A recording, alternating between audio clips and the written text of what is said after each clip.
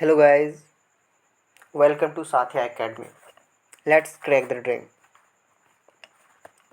Guys आज मैं आप लोग के साथ करंट अफेयर बेसिस कुछ क्वेश्चन आप लोग के साथ शेयर करने वाला हूं और उसका आंसर के साथ। तो गाइस ना देर करते हुए हम लोग क्लास की ओर चलते हैं। गाइस सबसे पहला क्वेश्चन जो है, भारतीय रेलवे ने 5 वर्षों में कितने रेलवे स्टेशन पर वाईफाई चालू किया है? तो गाइस इसका आंसर ए होगा, 6000 रेलवे स्टेशन। गाइस रेलवे ने 5 साल में 6000 रेलवे स्टेशनों पर वाईफाई की शुरुआत की है। भारतीय रेलवे डिजिटल इंडिया पहल में योगदान देना जारी रखते हुए और देश के विभिन्न हिस्सों को हाई स्पीड वाईफाई सुविधा से जोड़ता है। झारखंड के हाजीपुर रेलवे स्टेशन पर वाईफाई की शुरुआत के साथ साथ भारतीय रेलवे ने 6000 रेलवे स्टेशनों पर वाईफाई की शुरुआत की है। रेलवे ने जनवरी 2016 में मुंबई के पहले रेलवे स्टेशन पर वाईफाई की सुविधा प्रदान करके अपनी यात्रा की शुरुआत किए हुए थे। यह सुविधा रेल मंत्रालय के तहत सार्वजनिक क्षेत्र के उपक्रम रेलटेल की मदद से प्रदान की गई है। तो इसलिए गाइज इसका जो आंसर होगा सही वो होगा 6000 रेलवे स्टेशन। भारतीय रेलवे ने 6000 रेलवे स्टेशन पर वाईफाई सुविधा प्रदान कर चुके हैं। और गाइज नेक्स्ट क्वेश्चन अगर हम लोग देखते हैं तो सेकेंड क्वेश्चन है, रघुनंदन लाल भाटिया जिनका 100 वर्ष की आयु में निधन हो गया, देश के पूर्व राज्यपाल थे। तो गाइज तो इनके बारे में अगर हम लोग देखते हैं तो रघुनंदन लाल भाटिया जो कि बिहार और केरल दोनों के राज्यपाल रह चुके थे। इसलिए गाइस इनका सही आंसर डी होगा। रघुनंदन लाल भाटिया जिनका कि पिछले दिनों निधन हो गया है, वो बिहार और केरल दोनों के राज्यपाल रह चुके थे।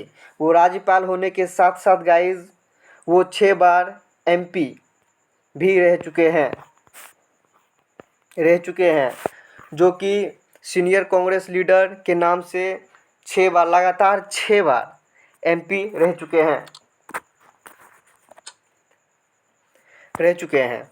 और गाइज अगर नेक्स्ट क्वेश्चन पे देखा जाए तो नेक्स्ट क्वेश्चन है, इस वर्ष अंतर्राष्ट्रीय अजय स्वर्ण पदक डैश को प्रदान किया गया है। तो गाइज इसका जो सही आंसर होगा वो होगा आपका सी, आंसर सही सी होगा, जिसमें कि देखा जाएगा इस वर्ष अंतर्राष्ट्रीय अजय स्वर्ण पदक केंद्रीय शिक्षा मंत्री डॉक्टर रमेश पोखरियाल निशंक को प्रदान किया गया है। उन्होंने उनके लेखन, सामाजिक और शानदार सार्वजनिक जीवन के माध्यम से इनकी अवधारणा, प्रतिबद्धता और मानवता के उत्कृष्ट सेवा के लिए पहचाना गया है। तो गाइज उसके बाद सेकेंड नेक्स्ट क्वेश्चन की अगर हम लोग बढ़ते हैं, चौथा क्वेश्चन, किस राज्य की सरकार ने कोविड संकट से प्रभावित बच्चों को शिक्षा प्रदान करने के लिए वर्चुअल, तो इसका गाइज जो राइट आंसर होगा गाइज वो होगा आपका डी, छत्तीसगढ़। वो होगा आपका आंसर छत्तीसगढ़, डी। गाइज अगर इसके बारे में अगर जानना देखें तो छत्तीसगढ़ में वर्चुअल स्कूल की स्थापना की जा रही है ताकि कोरोना संकट के कारण बच्चों की पढ़ाई पर प्रभावित ना हो। यह वर्चुअल स्कूल छत्तीसगढ़ राज्य के मुक्त विद्यालय के तहत संचालित होगा। छत्तीसगढ़ सरकार ने सूचना प्रौद्योगिकी का योजना पर करके वर्चुअल स्कूल किया है। इस वर्चुअल स्कूल के पाठ्य को छत्तीसगढ़ माध्यमिक शिक्षा बोर्ड के पाठ्यक्रम की तुलना में घटाकर 70% तक कर दी गया है। इस वर्चुअल स्कूल का पोर्टल एनआईसी द्वारा विकसित किया जाएगा। और जैसे कि गाइज हम लोग जानते हैं छत्तीसगढ़ के अभी राज्यपाल जो है अनुसुईया जी हैं और वहाँ के मुख्यमंत्री भूपेश बघेल जी हैं और छत्तीसगढ़ की राजधानी जयपुर है। तो गाइज नेक्स्ट क्वेश्चन अगर हम लोग देखें तो एनसीएमसी ने किसकी अध्यक्षता में चक्रवाती तूफान टोक्ते से निपटने के लिए केंद्रीय और राज्य मंत्रियों और एजेंसियों की तैयारी की समीक्षा की है? तो गाइज इसका जो राइट आंसर होगा वो होगा डी, राजीव गौबा। राजीव गौबा। तो गाइज इसके बारे में अगर हम लोग देखें तो राष्ट्रीय संकट प्रबंधन समिति एनसीएमसी ने कैबिनेट सचिव राजीव गौबा की अध्यक्षता में अरब सागर में चक्रवाती तूफान से निपटने के लिए केंद्रीय और राज्य मंत्रालय और एजेंसी की तैयारियां की समीक्षा की है। चक्रवात जो राज्य के तटीय जिलों में तेज हवाओं, भारी वर्षा और तूफानी लहरों के साथ 150 से 160 किलोमीटर प्रति घंटा की गति से गुजरात तक पहुंचने की उम्मीद है। संबंधित राज्यों ने के मुख्यमंत्री सचिवों ने समिति को चक्रवाती तूफान से निपटने के लिए एक प्रभावी उपायों से अवगत कराया। जहाज़ों और विमानों के साथ सेना, नौसेना, तटरक्षक बल के बचाव और राहत दल भी तैनात किए गए हैं। तो गाइज नेक्स्ट क्वेश्चन अगर हम लोग देखते हैं तो क्वेश्चन नंबर 6 अगर देखें तो डैश को भारत की ओर से 1 लाख ऑक्सीजन सिलेंडर प्राप्त करने की जिम्मेदारी दी गई है। तो गाइज इसका जो राइट आंसर होगा गाइज वो आपका हो जाएगा ए, तेल और प्राकृतिक gas Nigam, oil and natural gas corporation. तो गाइज अगर इसके बारे में अगर हम लोग जानकारियाँ ले तो भारत सरकार की ओर से oil and natural gas corporation limited को 1 लाख ऑक्सीजन कॉन्सेंट्रेटर खरीदने की जिम्मेदारी दी गई है।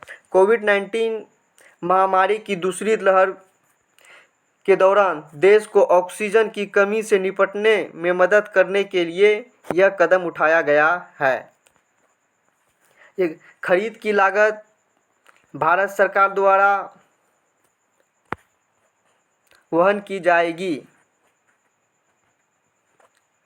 और गाइज ये मैं आप लोग को बता दूं कि इसका जो भी फंड होगा वो पीएम केयर के फंड से दिया जाएगा। गाइज अगर मैं आपको बता दूं कि oil and natural gas corporation के बारे में तो वहाँ के जो अभी उसकी जो स्थापना हुआ था वो हुआ था 14 अगस्त 1956 को। 14 अगस्त 1956। सॉरी राइटिंग उतना अच्छा नहीं है इसलिए गाइज थोड़ा सा दिक्कत परेशानी का सामना करना पड़ रहा है। 14 अगस्त 1956 में गाइज इसकी स्थापना हुई थी और इनका जो अभी मुख्यालय जो है वो आपका दिल्ली में है। दिल्ली में और इनका जो अभी प्रेजेंट का जो सीईओ साहब है, सीईओ साहब जो है वो है आपका शशि शंकर जी। तो गाइज अब हम नेक्स्ट क्वेश्चन की ओर हम लोग बढ़ते हैं जो कि नेक्स्ट क्वेश्चन है गाइज 7 नंबर का क्वेश्चन है। भिलाई इस्पात संयंत्र जिसने कोरोना रोगियों के लिए चिकित्सा ऑक्सीजन की आपूर्ति के महत्वपूर्ण भूमिका निभाई किस राज्य में स्थित है? Bhilai steel plants which plates on important loads in supply of medical oxygen for corona patient is located in which state? Guys जैसे कि देखा जाए तो इनका आपका आंसर होगा वो होगा आपका सी, छत्तीसगढ़। इसका आंसर होगा आपका सी, छत्तीसगढ़। जिसके बारे में अगर हम लोग जानकारियाँ गाइस लेते हैं तो भिलाई इस्पात संयंत्र भारतीय इस्पात प्राधिकरण की एक इकाई है। कोरोना रोगियों के लिए आवश्यक चिकित्सा ऑक्सीजन की आपूर्ति के महत्वपूर्ण भूमिका निभा रही है। यह स्टील रेल का भारत का पहला और मुख्य उत्पादन होने के साथ साथ चौड़ी स्टील प्लेट और अन्य स्टील उत्पादनों का एक प्रमुख, सबसे बड़ी और सबसे अधिक लाभदायक उत्पादन सुविधा है। इसे सन 1959 में यूएसएसआर की मदद से स्थापित किया गया था। तो गाइज अगर हम लोग नेक्स्ट क्वेश्चन की ओर देखते हैं, 8वां क्वेश्चन क्या है, तो 8वां क्वेश्चन गाइज है हम लोग के बीच, निम्नलिखित में से किसने 2021 इंटेलियन ओपन में 10वां पुरुष एकल टेनिस खिताब जीता। तो गाइज इसका राइट आंसर आपका हो जाएगा, वो होगा ए राफेल नडाली। अगर राफेल नडाली के बारे में अगर हम लोग जानते हैं तो देखिए, राफेल नडाली ने गत चैंपियन नोवाक जोकोविच को फाइनल में हराकर 2021 का इटालियन ओपन में अपना 10वां पुरुष एकल टेनिस खिताब जीता है। और गाइस अगर नेक्स्ट क्वेश्चन अगर हम लोग देखते हैं, क्वेश्चन नंबर 9, कौन सा देश 2022 फीफा विश्व कप और 2023 AFC एशियन क्वालिफायर से हट गई है?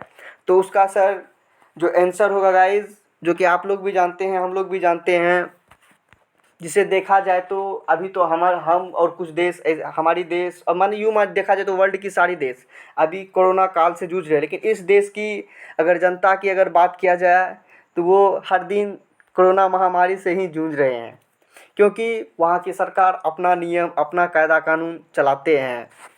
हर घर में अपना फ़ोटो, हर घर में मतलब बहुत सारी है जो वहाँ पे दिखाया जाता है, जो कि आपको भी पता है, डी। इसका आंसर हो जाएगा आपका डी, उत्तर कोरिया। और गाइस इसके बारे में अगर आपको जानना है तो एशियाई फुटबॉल परिसंघ 2022 फीफा विश्व कप और 2023 AFC एशियाई कप के लिए एशियाई क्वालिफायर ने से उत्तर कोरिया की वापसी की पुष्टि की है। अगर गाइस इसके बारे में अगर आप जानना चाहते हैं तो उत्तर कोरिया के बारे में, तो यहाँ के जो सर्वत्र नेता यूँ मानिए तो सब तो यहाँ का यही है, तो वो है हमारे किम जोंग।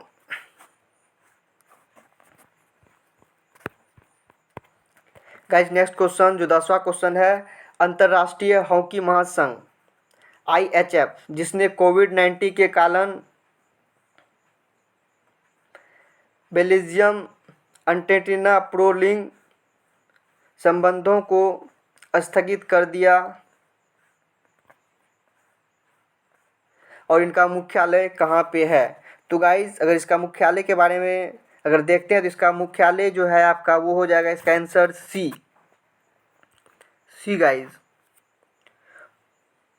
स्विट्जरलैंड और लुसाने, जो जहाँ पे इसका मुख्यालय आपको बताया गया है।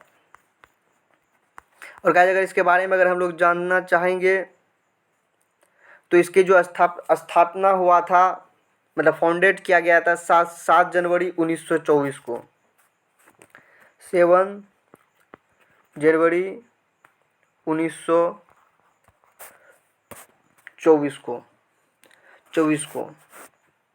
और जिसका अभी जो प्रेजेंट में जो CEO है यहाँ के, CEO जो है यहाँ के है थियरी वोइला। सॉरी गाइज, लिखने में थोड़ा सा डिस्टर्ब हो रहा है क्योंकि उतनी अच्छी हैंड राइटिंग तो है नहीं, तो भी जिसका है मैं हिंदी में ही लिख रहा हूँ, थियरी वोइला है। और गाइज नेक्स्ट क्वेश्चन की अगर हम लोग जाते हैं, देखते हैं 11वां क्वेश्चन। तो 11वां क्वेश्चन गाइज हम लोग देख रहे हैं, विश्व उच्च रक्तचाप दिवस हर साल निम्नलिखित में से किस तारीख को मनाया जाता है? World hypertension day is observe every years on which of the following date? तो गाइज सबसे पहले गाइज मैं आपको बता देना चाहता हूँ कि टेंशन कितना भी हाइपर टेंशन आप लोग क्यों ना हो जाए, तो गाइज इसका मतलब ये नहीं कि आप उसका कोई निवारण नहीं है। अगर आप टेंशन में हो जाते हैं तो आप ध्यान मग्न हो जाइए, जिसके कारण कि थोड़ा सा कुछ ना कुछ तो मिलता है। इसका मतलब ये नहीं कि ज़्यादा हाइपरटेंशन हो कि किसी को गाली दे या किसी से लड़ाई कर ले या फैमिली में ही कुछ प्रॉब्लम क्रिएट कर ले, ऐसा कुछ नहीं। हर एक का निवारण है। इसलिए अगर हम लोग अपना गुस्से पे कंट्रोल कर लेते हैं तो हमसे बड़ा इस दुनिया में कोई नहीं है, ये मान के चलना चाहिए। तो गाइस अगर इसके बारे में अगर हम लोग जानना चाहते हैं तो विश्व उच्च रक्तचाप दिवस जो कि WHL द्वारा प्रतिवर्ष 17 मई को मनाया जाता है। तो इसका करेक्ट आंसर गाइस हो जाएगा डी। इसका गाइस करेक्ट आंसर हो जाएगा आपका डी, 17 मई को मनाया जाता है। तो गाइस अगर इसके बारे में अगर हम लोग जानते हैं तो विश्व रक्तचाप दिवस 2021 का विषय है, और इस बार का जो विषय है 2021 का,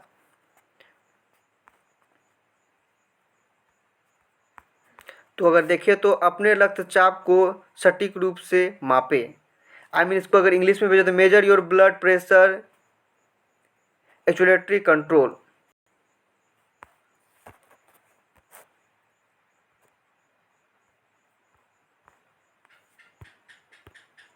दिया जाएगा। इसलिए गाइस इसका सही आंसर जो होगा वो हो जाएगा आपका 17 मई। और गाइस अब नेक्स्ट क्वेश्चन देखते हैं, 12 नंबर का क्वेश्चन। विश्व दूरसंचारण और सूचना समाज दिवस किस वर्ष अंतर्राष्ट्रीय दूरसंचारण संघ ITU की स्थापना की याद दिलाता है? तो गाइस इसका जो करेक्ट आंसर हो जाएगा जो कि आपका हो जाएगा 1865। यस, हाँ 1865, 1865, जिसमें कि अगर देखा जाए तो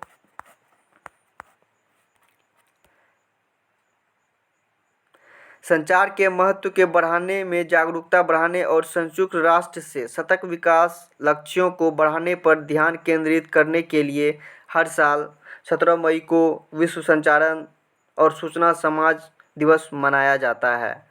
और गाइस अगर देखा जाए तो इसके बारे में, तो यह दिवस 17 मई 1865 को अंतर्राष्ट्रीय दूरसंचारण संघ ITU की स्थापना के उपलक्ष्य में मनाया जाता है। 17 मई 1959 को पहली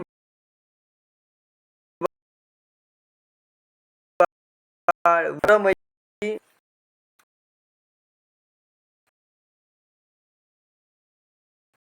1900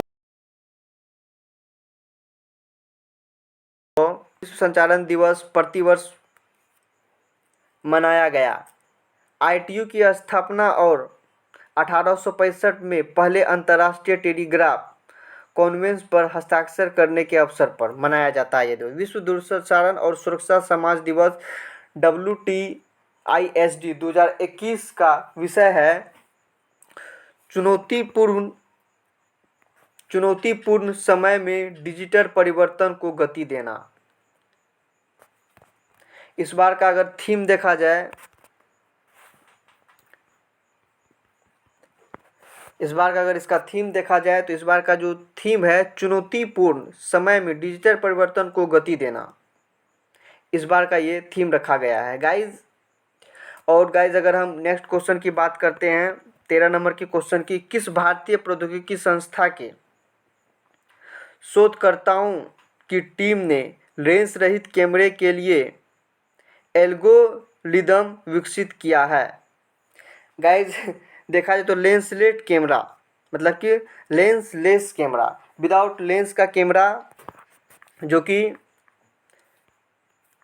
देखा जाए तो वो आपका IIT Madras team of the researchers from which Indian institutes of technology develops algorithms for lensless camera. तो इसका सही आंसर हो जाएगा डी, IIT मद्रास, RAS। अगर गाइज इसके बारे में अगर हम लोग जाने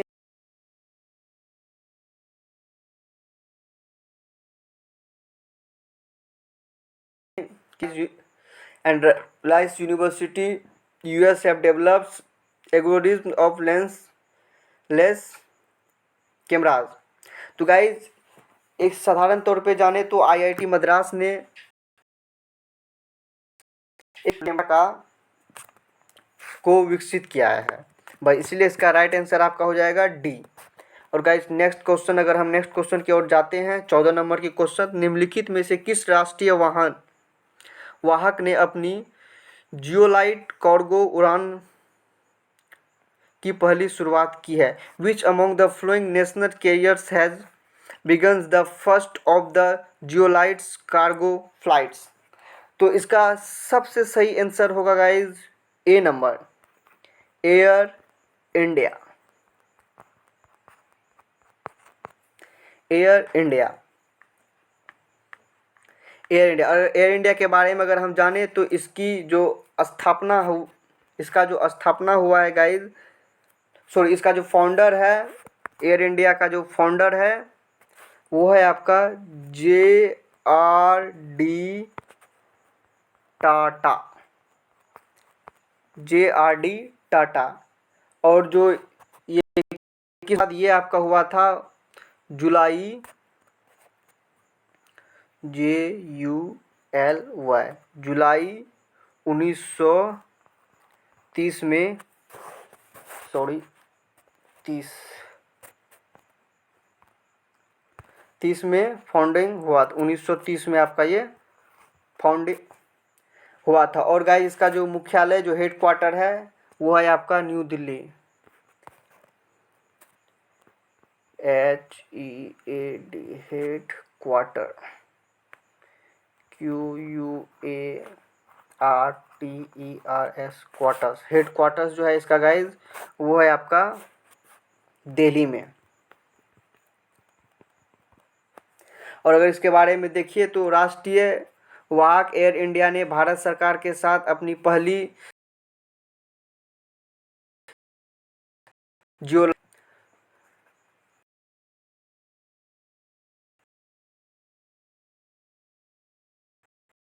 को संयोग में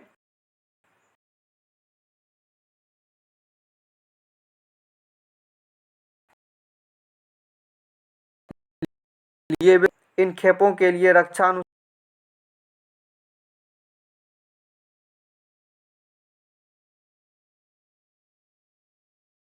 संसाधन। और गाइज अगर देखा जाए तो इसके जो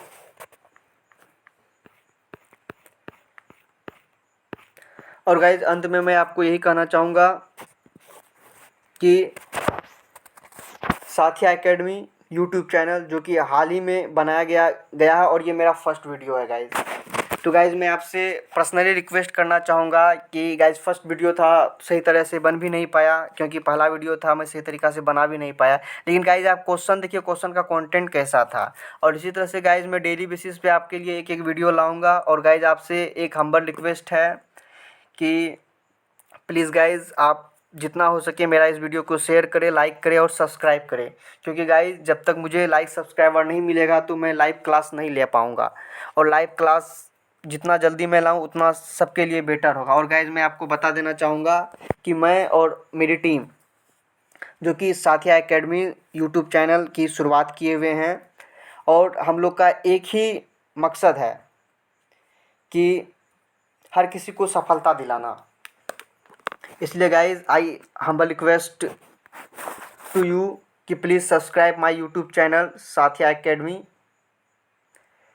बिकॉज़ मैं चाहता भी हूँ कि जितना जल्दी हो सके मेरा सब्सक्राइबर हो तो मैं लाइव क्लास लेके आ सकूँ।